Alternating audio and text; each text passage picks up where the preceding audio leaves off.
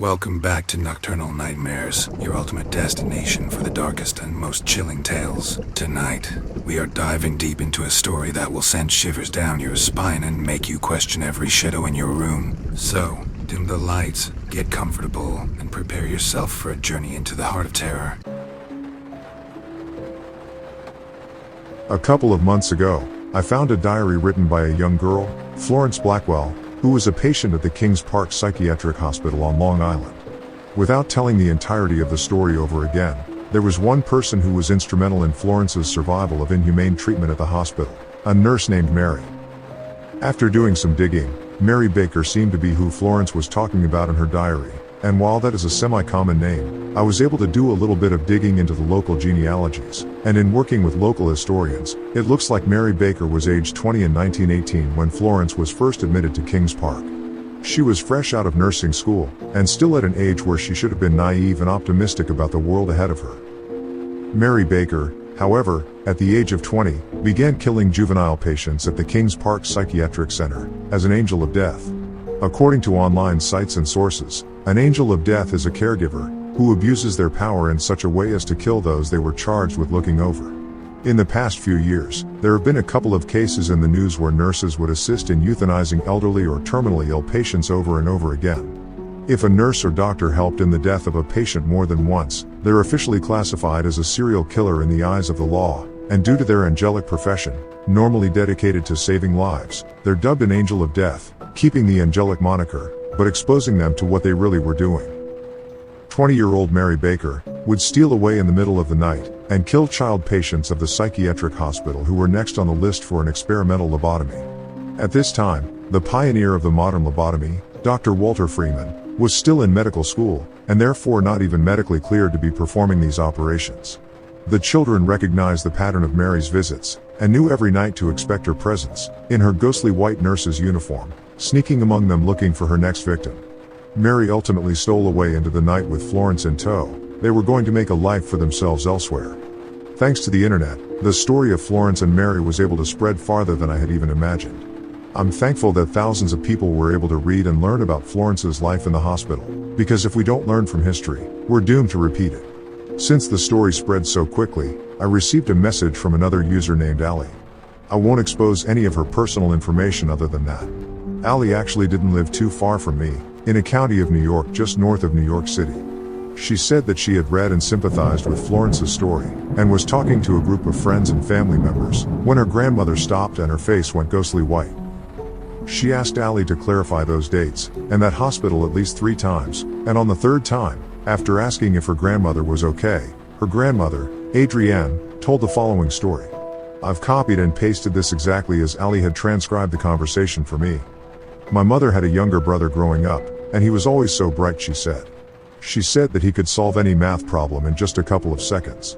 He did well in school, and was so smart, but he was a little slow. I don't know if it was autism or what they'd call it these days, but all my mom told me was that he was slow and that was fine. We knew the gist of what she was getting at. But one day, her brother Joseph just up and stopped talking. No one could get him to speak a word, and after months of trying to get Joseph to speak to them, and to go about his life, they gave up and put him into a mental hospital because, that's what they did back then. They were living in Brooklyn at the time, running the restaurant, and he was put into Kings Park Hospital. The one from that story. Now I don't know what time that was. I was born in the mid-40s, so I'm thinking this is probably right around that same time. It was probably the early 20s that all of this took place. Ali was stunned into silence, and for good reason. She sent me all of this over text message, once we finally realized we had to be speaking somewhere other than online forums, and she actually invited me to meet her and her grandmother up in their town. She said that there was a story from her grandma that I needed to hear. So, I shared my location with my family, and all my friends, and I geared up the car to head to upstate New York, to meet with Ali and her grandma. The location where Ali had me meet her and her grandma was quaint, albeit a little interesting. It was a small town right by the Hudson River, and it was adorable. Cute little homes, all on a main street, and they were even having a farmer's market the day we decided to meet. But right outside of the heart of this town was a little park named Salesian Park. I got closer to my destination, and noticed that it definitely was a town park, but in certain sections of the park, there were bricks and other posts that looked like from a building. There were mounds of unusually high dirt that just didn't seem to fit in with the park at all, but I figured maybe it was just a quaint feature of this town. I eventually met up with Allie and her grandma, and we sat on a bench facing those mounds of dirt and exposed structural columns. I was the first one to break from the awkward pleasantries, and I asked what exactly this park was. Allie looked to her grandma, and her grandma Adrienne nodded and said, "I'll tell her, don't worry." She took a deep breath, and started. "So you probably know this is called Salesian Park, right? You put it into your GPS on your phone to get here. So what you probably didn't know is that up until about 3 years ago, this actually was a giant abandoned building sitting smack dab in the middle of town. Everyone saw it, everyone passed by it on their way to work, and yet no one really did anything about it. It was just kind of there, as if invisible. Now I don't know all the history here, but I do know that I had an uncle, my mother's older brother, Anthony, who went to school here. It was probably the mid-20s or early 30s, and Anthony got sent up here out of the city to go to school. He was always a bit of a troublemaker, so they put him into a Catholic school. One of those schools you sleep away at, and where the goal is to make you a priest one day. Now, my mom and her brother passed away right when Allie was a baby, so that was probably... How old are you again? Oh, 19 years ago.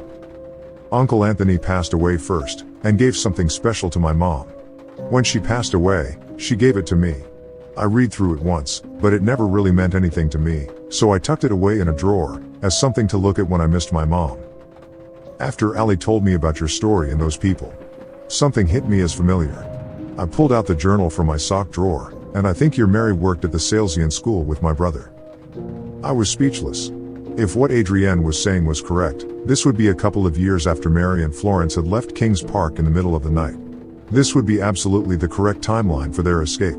It would make sense that they hadn't gone far. They were a single woman and a young girl in the early 20s, and they wouldn't have gotten far without getting puzzled looks. I think you should borrow this for your research. Adrienne followed up.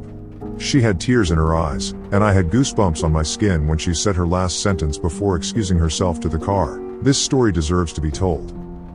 I exchanged some pleasantries with Allie once her grandma left, but I ran back to my car cradling the journal like a baby. This couldn't be real. Had Mary actually written and kept a journal of her life outside of Kings Park? I told myself I was going to wait until I got home to read it, but I had a 4-hour drive ahead of me without factoring in NYC traffic, so I sat right there in my car, in the shadows of the abandoned Salesian school, and began reading. I'll post and update the other entries as I read them later on. August 31st, 1925. Florence and I got incredibly lucky securing this job at this new school. I'm told this was a private residence before turning into the school as it is now, but that doesn't much matter to me. Florence and I aren't allowed most places, as their space is reserved only for men, or men within the Catholic Church. But that doesn't much matter to me either. What matters is that Florence and I are safe, and we've made it this far in our journey. My last journal I've left behind is a memento of our time there, and I plan to do the same thing here. If I don't take them with us and I leave no hint of where we're going, we're untraceable. I am now the cook for the boys and teachers of the Salesian school here. Florence, masquerading as my daughter, was allowed to board with me in the basement of the school, as long as she agrees to attend Mass regularly. If that was the only stipulation to our safe harbor, Florence would go to Mass 3 times a day if needed. She whines and cries almost every night for her mama, and I have to constantly remind her that I am her mama now. There won't be anyone else, not now, not ever. September 3rd, 1925. Florence came running and crying into my arms today while I was fixing lunch for the boys. My friend James. She cried, he's gone. They found him in his bed this morning and his neck was turned all the way around. The priests say it has to be the devil coming to punish him, but James was the best boy I had ever met. He even said we might get married once he graduated from this school. I pet her head softly, and let her cry into my dress, much as she had the first day I met her. I stroked her auburn ringlets, and tilted her head up so that her blue eyes met mine directly. I told her that God and the devil work in mysterious ways, and we mustn't question what the priests are saying is true. We owe the priests our lives, and we do what they say. She sniffled, but nodded her head, and with permission, excused herself to the bedroom to almost undoubtedly continue her tears. I have to keep working with that girl. She has to understand, I am her caretaker. I am the only one looking out for her. No one will get in the way of me and my Florence. If you enjoyed the story, Do not forget to hit that like button, subscribe, and ring the bell so you never miss a new tale. Share your thoughts and fears in the comments below. We would love to hear from you. Until next time, stay safe, stay scared, and remember, the darkness is always watching.